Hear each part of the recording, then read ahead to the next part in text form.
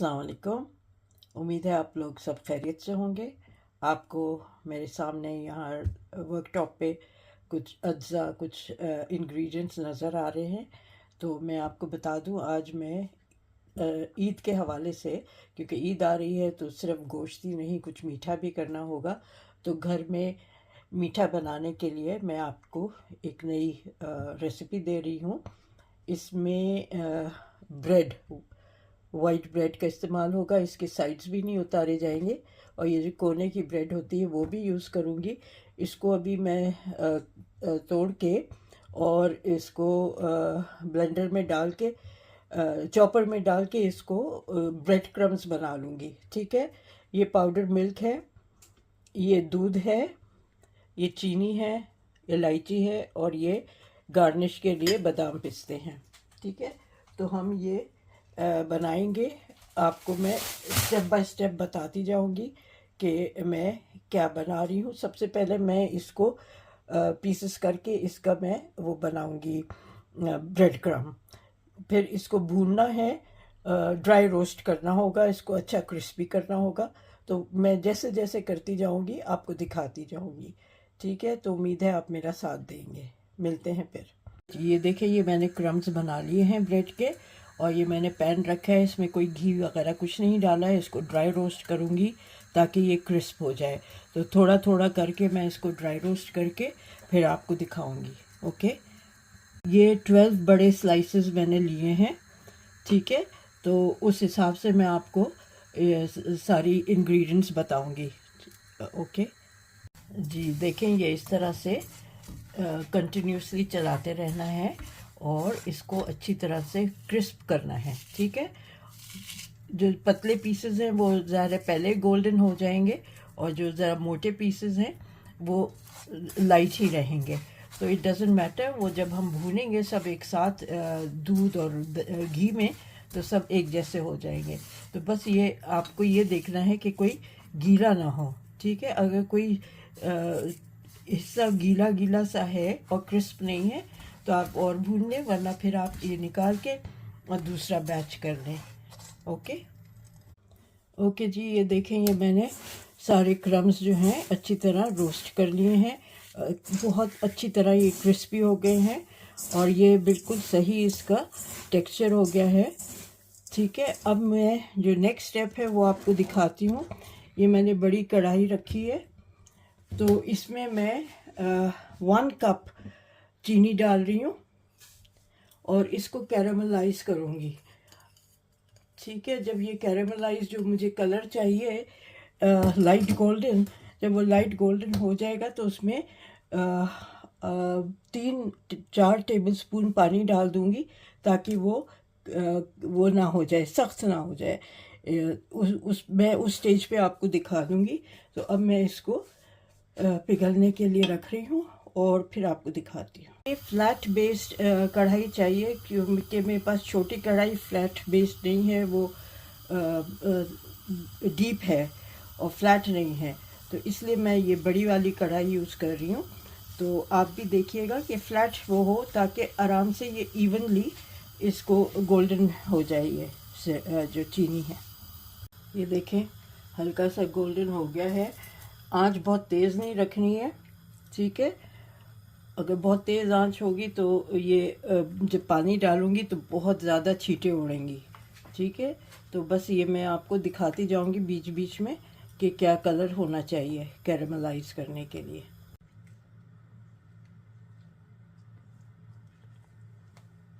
अच्छा, मैंने अब ये इसको चूल्हे पे से हटा दिया है और मैं आहिस्ता आहिस्ता थोड़ा थोड़ा पानी डालूंगी। ये कलर बिल्कुल सही हो गया। ठीक है, और ये एकदम से चिकड़ जाएगा, सख्त सा हो जाएगा, अकड़ जाएगा ये।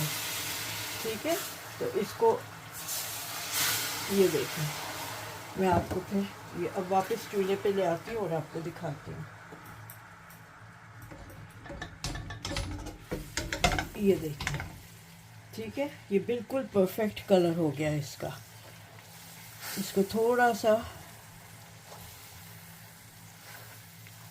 ये हो गया। अब मैं इसमें, बिल्कुल हल्की आंच है, अब मैं इसमें 3 कप दूध डालूंगी। ओके, आहिस्ता आहिस्ता डालूंगी, वो भी पानी से थोड़ा बहुत इसका टेम्परेचर डाउन हुआ है, लेकिन ये अब मैं इसमें एक एक कप करके डाल रही हूँ दूध। इस तरह से मैं 3 कप डाल के आपको दिखाती हूँ, ठीक है। ये देखिए, ये इस तरह से होता जाएगा, तो मैं आपको तीनों कप डाल के फिर दिखा। देखिए, तीनों कप मैंने दूध के डाल दी हैं। अब मैं इसको थोड़ा सा चलाती रहूँगी, ज़रा सा ये गर्म हो जाएगा तो वो जो क्रम्स हैं वो मैं डालूँगी। अगर मुझे लगा कि दूध कम है तो मैं उस वक्त दूध और डाल दूँगी, ओके। और मिठास भी उस वक्त चेक करूँगी, अगर मिठास भी कम लगी, क्योंकि इसमें अब कड़वाहट आ जाती है ना शुगर में, तो अगर मुझे लगा कि कड़वाहट ज़्यादा है और मिठास कम है तो थोड़ी सी चीनी और डाल दूँगी, आधा कप या 3/4 कप, देखूँगी उस वक्त, चख के बताऊँगी आपको। इस वक्त मैं दूध में ये जो 1/2 टीस्पून इलायची पाउडर है ये डाल दिया है, ठीक है। इससे इसका फ्लेवर बहुत अच्छा हो जाएगा। ओके जी, ये अच्छी तरह दूध गर्म हो गया है। मैं थोड़ा थोड़ा करके इसमें ये क्रम्स डालती जाऊंगी और इसको चलाती रहूंगी, ठीक है। अभी आधा डाला है, फिर थोड़ा और डालूंगी, ये अच्छी तरह मिक्स हो जाएगा। तो ये जो आपको पुटकियाँ नज़र आ रही हैं, तो ये उस बर्फ़ी में मलाई, जो भी क्या कहना चाहिए, हलवे में ये एक कुरकुरा सा एक दानेदार इफ़ेक्ट होगा, ठीक है। तो ये मैं इसमें इस तरह से डालती जा रही हूँ। ये और डाल दिया, चलिए पूरा ही डल गया, मेरा हाथ पूरी तरह से हो गया। चलिए अब मैं बिल्कुल हल्की आंच किया हुए, ठीक है, और इसको अच्छी तरह इसमें मिक्स करूँगी। अब देखूँगी इस स्टेज पे कि इसमें मुझे दूध और डालना है और चीनी अगर और डालनी है तो मैं इस स्टेज पे इसको चेक करूँगी। ये मैं आधा कप दूध और डाल रही हूँ, ठीक है। तो ये आधा कप दूध और डाल दिया है। अब मैं इसको अच्छी तरह से भून के और फिर मैं इसका नेक्स्ट जो है, इसमें पाउडर मिल्क डालूँगी और घी डालूँगी। फिर इसको अच्छी तरह घी डाल के भी भूनूँगी कि जब तक कि ये कढ़ाई को छोड़ ना दे, ठीक है। तो मैं फिर दिखाती हूँ आपको। मैंने ये 2 टेबलस्पून भर के घी डाला है, ठीक है।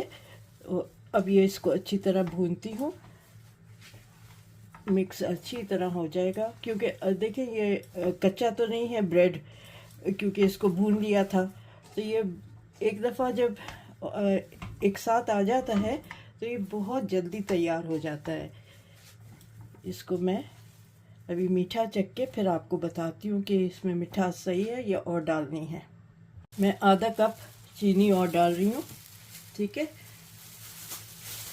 बिल्कुल सही हो जाएगी अब इसकी मिठास।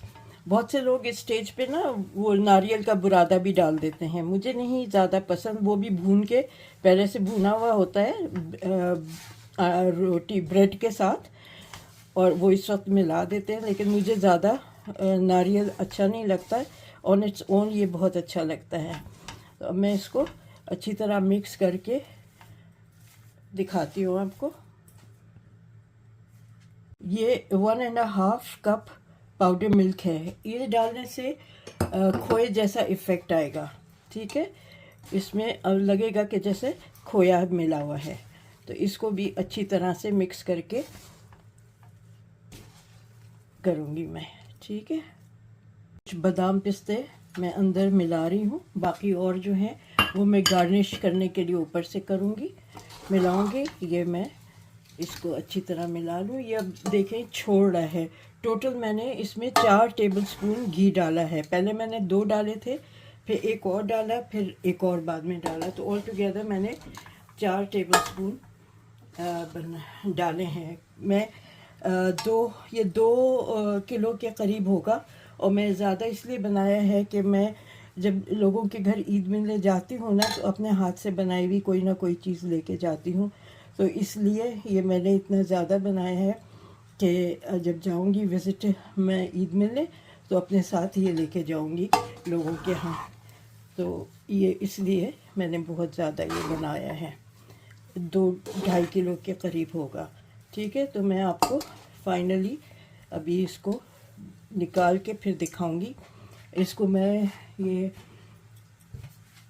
रेक्टेंगल मेरे पास ट्रे है, इसमें नीचे मैं ज़रा घी लगा लूँगी और इसमें इसको निकालूँगी और फिर इसको ठंडा होने छोड़ दूँगी। ठीक है, फिर मैं आपको दिखाती हूँ। आप चाहें तो केवड़ा डालें इसमें थोड़ा सा, या आप रोज़ वाटर डालें। मैं ये ऑरेंज ब्लॉसम डाल रही हूँ, ये यहाँ मिलता है ऑरेंज ब्लॉसम, ये मैं डाल रही हूँ। ये आमतौर पे अरबिक मिठाइयों में ज़्यादा डलता है, तो मेरे पास ये है तो मैं ये डाल रही हूँ। इससे भी अच्छा सा फ्लेवर आ जाता है। तो ये मैं इसमें ये मैंने 4-5 ड्रॉप्स डाले हैं इसके। ठीक है, अब मैं इसको फाइनली मिक्स करके फिर निकालती हूँ। अच्छा, ये देखें, ये मैं नीचे कुछ बादाम पिस्ते जो मैंने काटे हुए हैं वो इधर डाल रही हूँ, क्योंकि जब ये इसमें हलवा ये जो कलाकंद डालूँगी तो इसको पलट के निकालूँगी, तो फिर ये उसमें ऊपर से चिपका हुआ आएगा। ठीक है, तो ये इस तरह से मैं डाल रही हूँ। ये बहुत अच्छा डेकोरेशन हो जाएगा इसका, ये ऐसे। ठीक है, ये डाल रही हूँ। इसी तरह ये मेरे पास ज़ाफ़रान है, इसके थोड़े से स्ट्रैंड्स यहाँ मैं इस पे यूँ डाल दूँगी। तो वही है कि जब मैं इसको पलटूँगी तो ये इस पे लगा हुआ होगा और एक तो खुशबू बहुत अच्छी आएगी, इसमें फ्लेवर अच्छा हो जाएगा इसका, और ये उस पर लगा हुआ ऊपर से अच्छा लगेगा। तो ये थोड़े से मैंने स्ट्रैंड्स डाल दिए हैं इसके।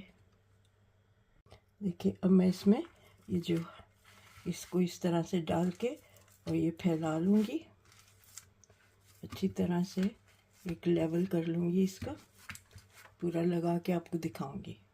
अच्छा जी, ये एक कंटेनर में आ गया। अब दूसरे कंटेनर में भी इसी तरह मैं सेट कर दूँगी और फिर जब ये ठंडा हो जाएगा तो फिर मैं इसको इसमें से कंटेनर में से रिमूव करके आपको दिखाऊंगी।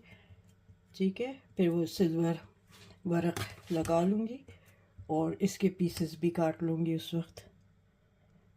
ठीक है, ये इस तरह से हो गया। इसी तरह मैं दूसरा वाला भी ट्रे तैयार कर लेती हूँ। हाँ जी, देखें, ये अब ठंडा हो गया अच्छी तरह। ये मैंने एक ट्रे को ना पलटा है और इसको एहतियात से उठाती हूँ। ठीक है, ये देखें, ओह वाह। ठीक है, पेपर लगाने से ये हुआ कि वो चिपका नहीं। अब मैं इसको काटती हूँ इस तरह से,